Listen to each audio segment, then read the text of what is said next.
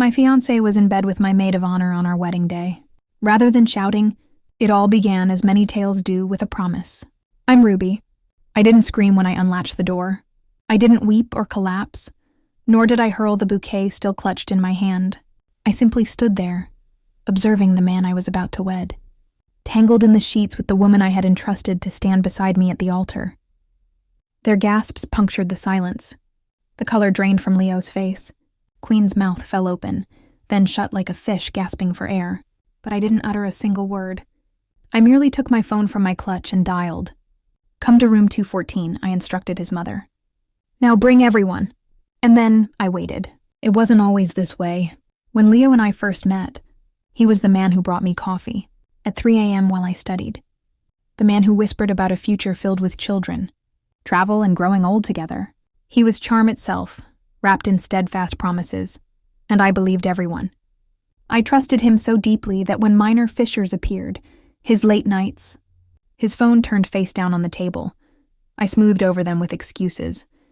They say love makes you blind, but I wasn't truly blind. I was observant, patient, and when I found the text, the one from Queen that read, "Last night was worth the risk," I didn't confront him.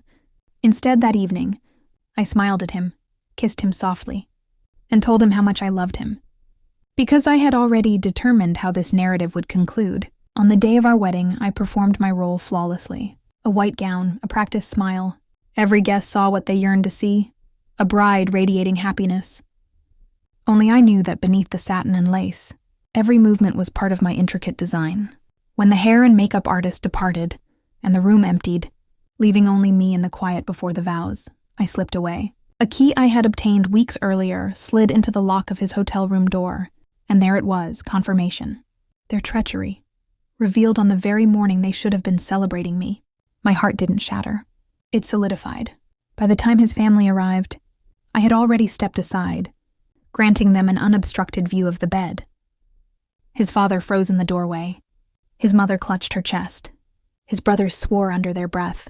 The shame on Leo's face was exquisite, but I wasn't finished. I presented his mother with a folder I had prepared weeks prior.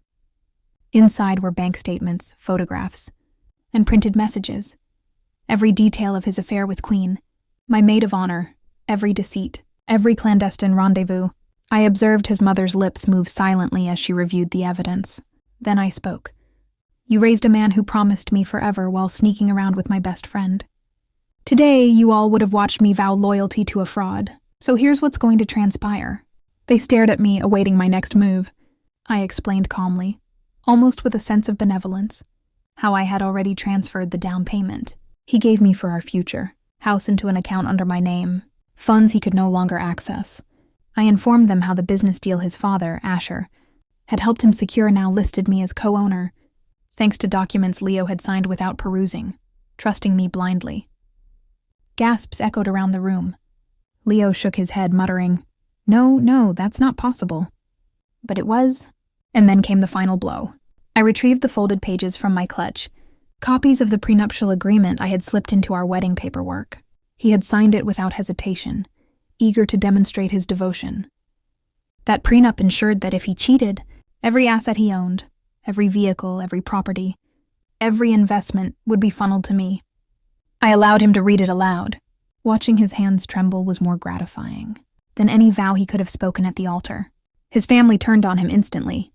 Asher's voice thundered. His mother wept, demanding to know what kind of man he truly was. But I just stood there, the calm eye of the storm. "You wanted to humiliate me," I told him. "You thought I would break, but instead I've exposed you to them. To myself, to the truth. This wedding is over, but the narrative isn't yours anymore. It's mine." And then I walked out. Later I learned how his life unraveled. The shame spread through whispers at the reception hall, then throughout the community. Asher cut him off financially. His mother refused to speak with him. The business associates who had once trusted Leo now looked to me, and to Quinn, the maid of honor who believed she had stolen him from me. She was left with nothing but his disgrace clinging to her name. Sometimes people ask me if I regret it. If I regret not screaming, not falling apart the way they expect a betrayed woman should. But I don't. I learned something in that hotel room. Revenge doesn't need to be loud. It doesn't need to be bloody or violent. Sometimes the most powerful revenge is silence. It's planning. It's patience. I didn't raise my voice. I didn't throw a glass. I didn't shed a single tear. I simply opened a door, revealed the truth, and let him drown in the world he created.